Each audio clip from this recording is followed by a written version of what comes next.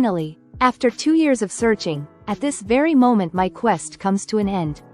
I'm looking into the big dark eyes of a Thresher Shark, while it curiously circles me. I feel euphoria, and some bond with this elegant and elusive hunter, swimming around me gracefully, before disappearing in the dark blue background of the ocean. My fascination with Thresher Sharks started while watching an old documentary on the Discovery Channel. It also included some scenes showing Thresher Sharks on the hunt. How they used their long caudal fins to hunt shoaling sardines surprised me, because I expected them to dive into the bait ball headfirst to catch prey. Instead, Thresher Sharks used their whip-like tails to stun the sardines by directly hitting them or causing the water pressure to do the work. This underwater ballet triggered my own version of Finding Nemo. I knew that I had to search for and find Thresher Sharks, observe them in different phases of their daily routine, and investigate their hunting behavior in more detail. I consumed all available literature about them and their biological specifications. I also checked the websites of the world's most famous aquariums, from Okinawa to Dubai and Lisbon, but not a single Thresher Shark lived in captivity. Shark swimming very close to Rhode Island's Narragansett Beach. You can see that everyone is out of the water as the Thresher Shark swims close to shore. One kayaker even got a close-up look. The beach was temporarily closed. Thresher Sharks, by the way, are considered shy and harmless for the most part. Imagine my surprise as I watched the news about a Thresher Shark sighting near the shoreline of Rhode Island. Due to this highly unexpected turn of events, I boarded a flight to Rhode Island's T.F. Green International Airport. After contacting local dive bases, I performed 5 dives along the coast near Nantucket Island. However, my shark encounters remained limited to friendly blue sharks and resident great white sharks. No trace of a Thresher Shark could be found.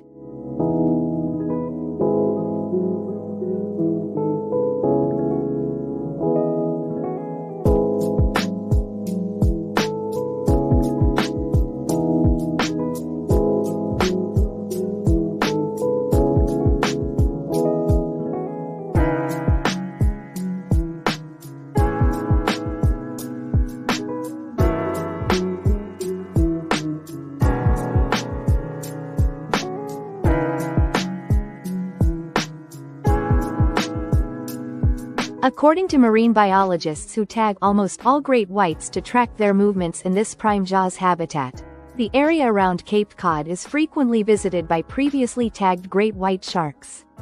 This behavior is based on the readily available food source, namely the resident seal colonies. The increasing number of great whites makes that part of the ocean a dangerous spot for the gentle Thresher Sharks.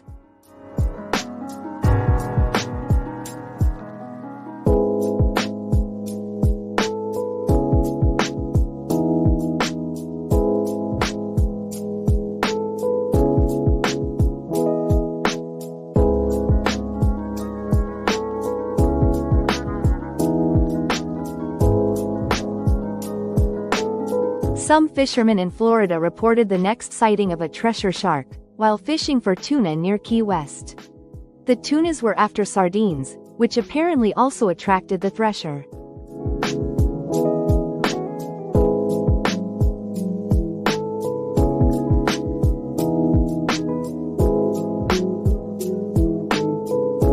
That was important enough for me to fly from Rhode Island to Miami, and transfer to Key West. The next day, I was on a boat, fishing for blackfin tuna, between Key West and Islamorada. However, the sardines were no longer there. Perhaps they had all been eaten, or the shoal had dived deeper for safety. On our way back to Key West, a friend sent me live drone footage of a pier in Key Largo.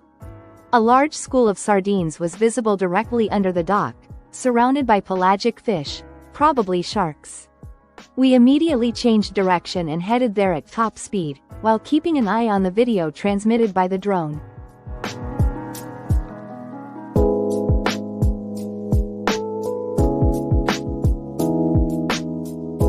Upon arrival, I tried hard to spot a Thresher Shark, both from the pier and with the help of my drone, but I couldn't recognize any mid-sized shark with an extremely long caudal fin.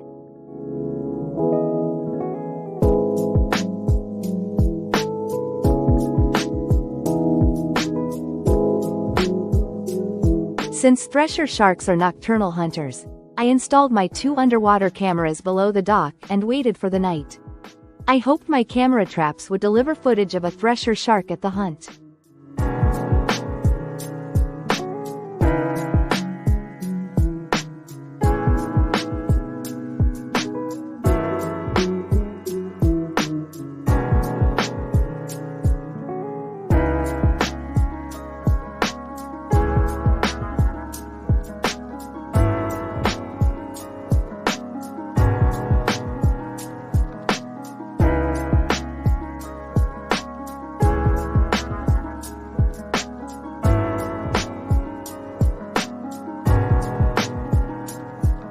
I couldn't hide my disappointment as I evaluated the captured video during breakfast the next day.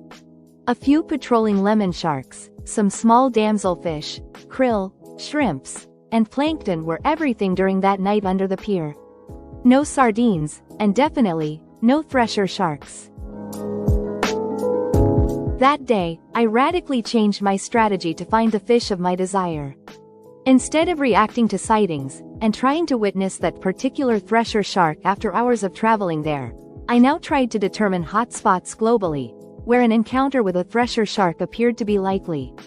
To implement my new strategy, I browsed literature, newspaper archives, and videos shot over the last 5 years. According to my research, thresher sharks could be anywhere, but they seemed to be nowhere. Since threshers were not opportunistic hunters but specialists adapted to hunting small fish appearing as bait balls, the likelihood of finding them depended solely on shoal-building sardines.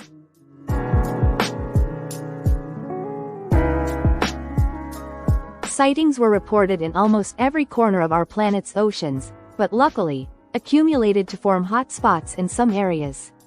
In the Atlantic Ocean, reefs around the Bahamas and the island of Madeira, a few unique reefs full of marine life in the Red Sea, the island nations of Fidji and Vanuatu in the South Pacific, small islands around Cebu in the Philippines, Maldives in the Indian Ocean, and the Galapagos Islands were those hot spots.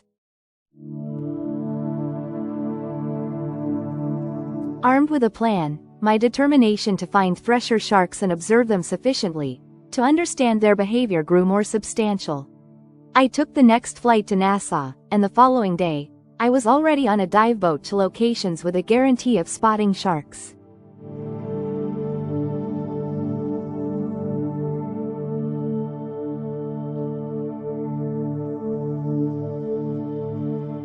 Yes, the sharks were there, and the promise to tourists was fulfilled. However, I was disappointed again. The so-called shark experience in the Bahamas resembled a circus or a petting zoo. Needless to say, no thresher shark showed up when I was there.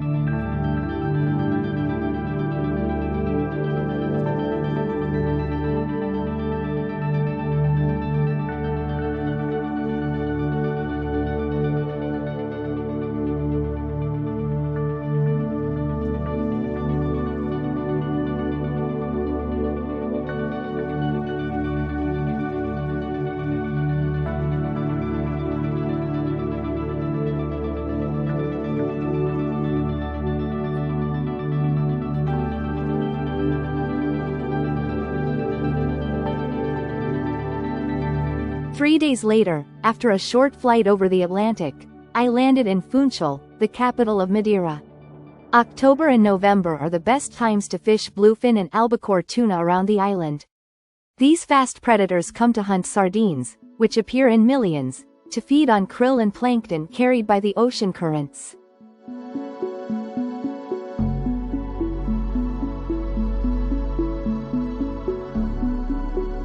My first task on the island was determining whether the sardines had arrived as expected, in Madeira's waters.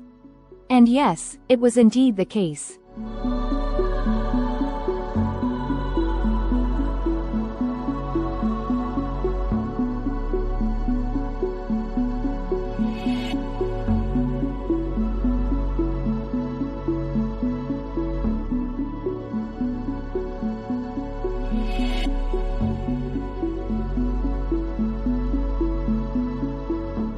As I swam towards the reef edge, my eyes caught movement.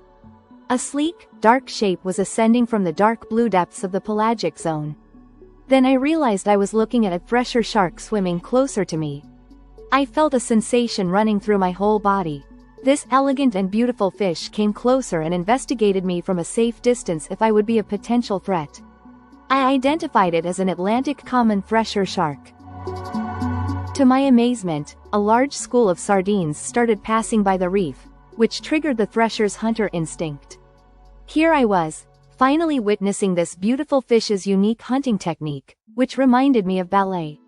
A cloud of krill and plankton made shooting clear video footage impossible, but it was happening before my eyes, and I couldn't ask for more.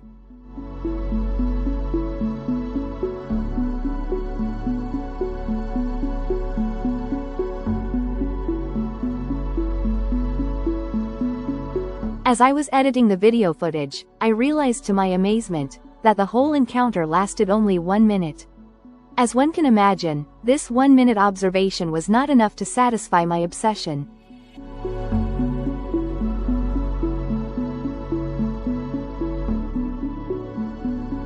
During the following 5 days, I dived twice daily, but unfortunately, I couldn't spot another thresher shark. Therefore, as determined by my research, I decided to continue my journey to the other hotspots. The next destination on my list was the Red Sea. I booked a dive safari in Hurghada to visit Egypt's most famous dive sites for shark encounters in the Red Sea: Brothers Islands, Daedalus Reef, Elphinstone Reef, and St. John's. The dive safari lasted 5 days and 4 nights. I enjoyed exploring the Red Sea, which offered healthy coral reefs and many shipwrecks covered by soft corals and anemones. However, regarding sharks, it became clear that the numbers of these fascinating predators declined to much lower levels than a decade ago. Some shark species were even endangered and therefore classified as protected in Egypt.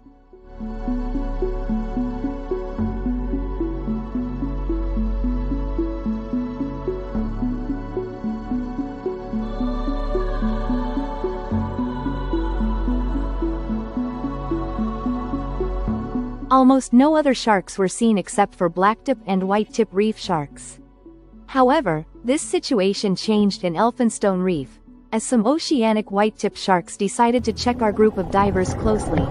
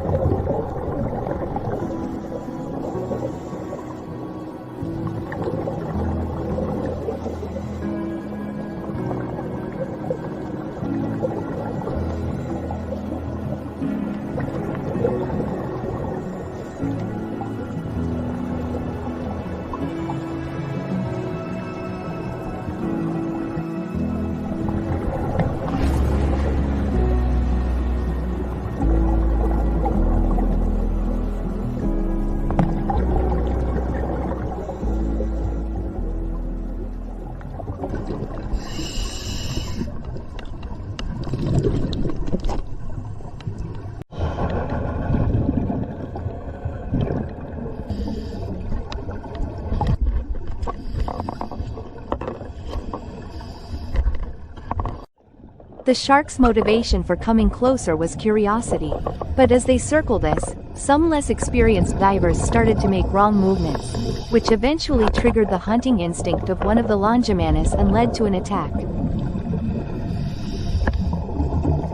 Please comment if you can recognize these mistakes, and how in your opinion, the correct behavior should be, when being closely inspected by sharks.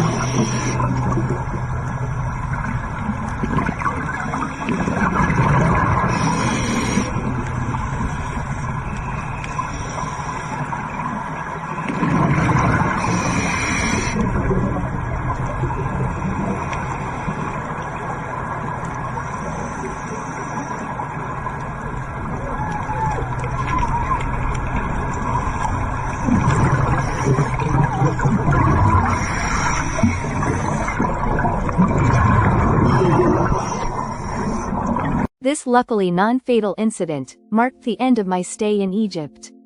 My search for thresher sharks continued, as I headed via Doha to the Maldives.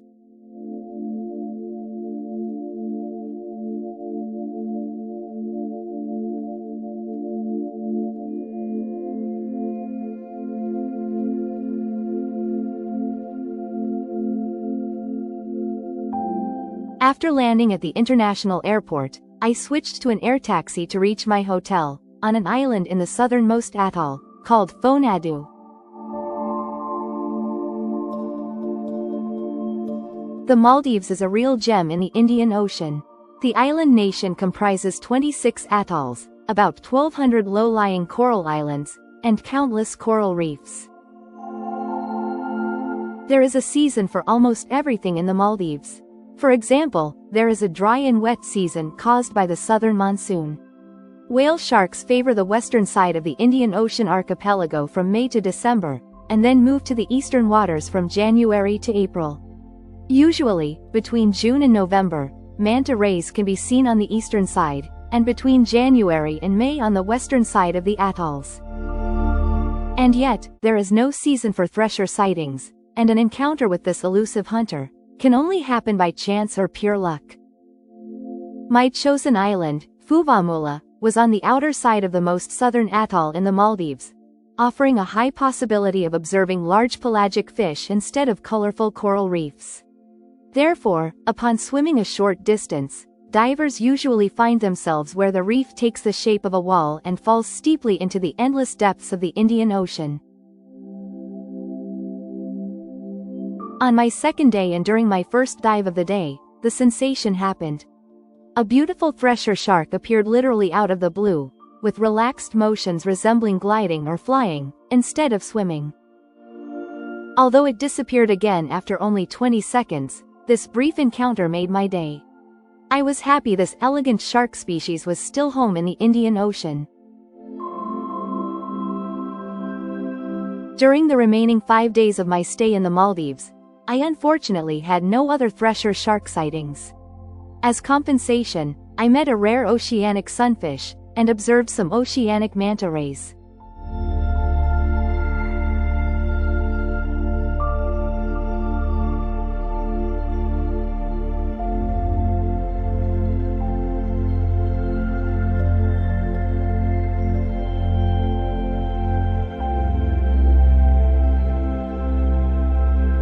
The next hot spot on my list was the South Pacific. Tonight, the people in the South Pacific nation of Fiji are recovering from the first Category 5 cyclone ever to hit there. At least one person has died. More now from Carter Evans. However, a massive Category 5 cyclone had just hit Fiji and Vanuatu, and the aftermath affected everything, including diving, for at least a month.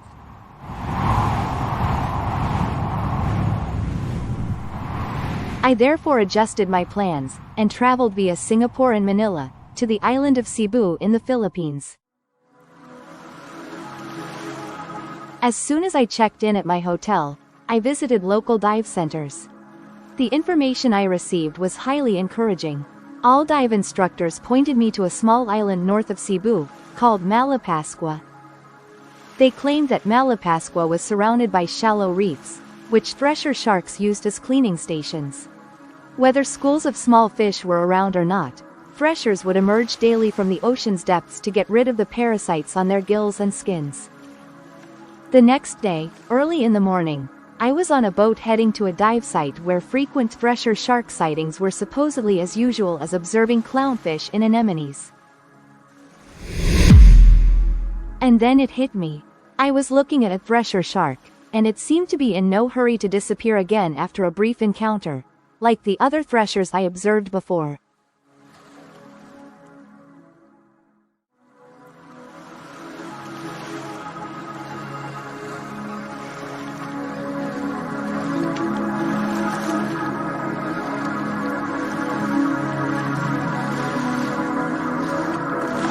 I was in underwater nirvana. My mind was no longer disturbed by anger, greed, delusion, or ignorance. I was weightlessly floating in my BCD, and my eyes were fixed on the beautiful Thresher Shark circling before me.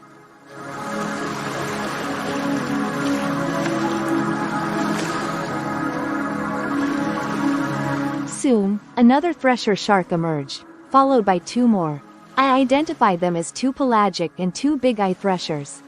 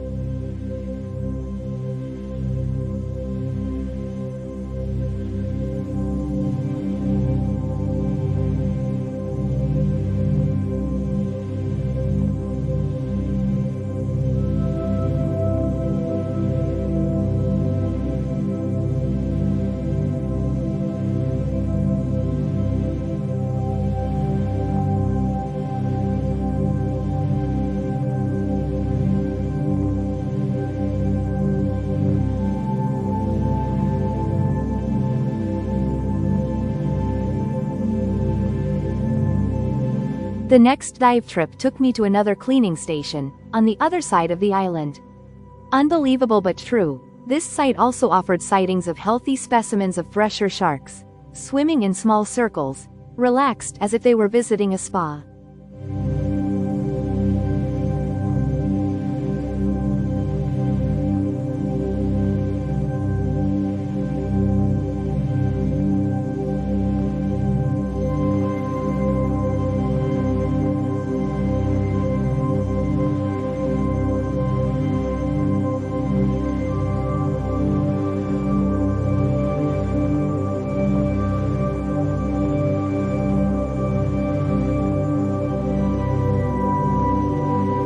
Similar scenes were waiting for me, on every dive trip and every day, without exception. I was convinced that I hit the mother lode. My quest to search for Thresher sharks ended on this beautiful island.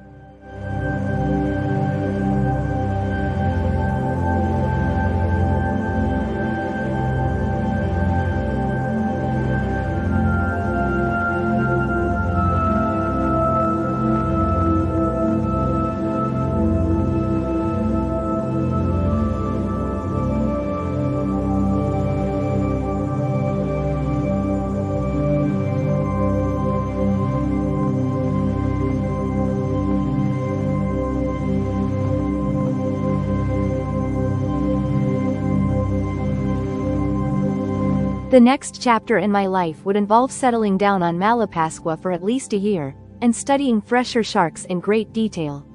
These elegant and elusive hunters of the deep are endangered through human activity, like targeted fishing for shark fin soup, or killing them unintentionally as bycatch during net fishing.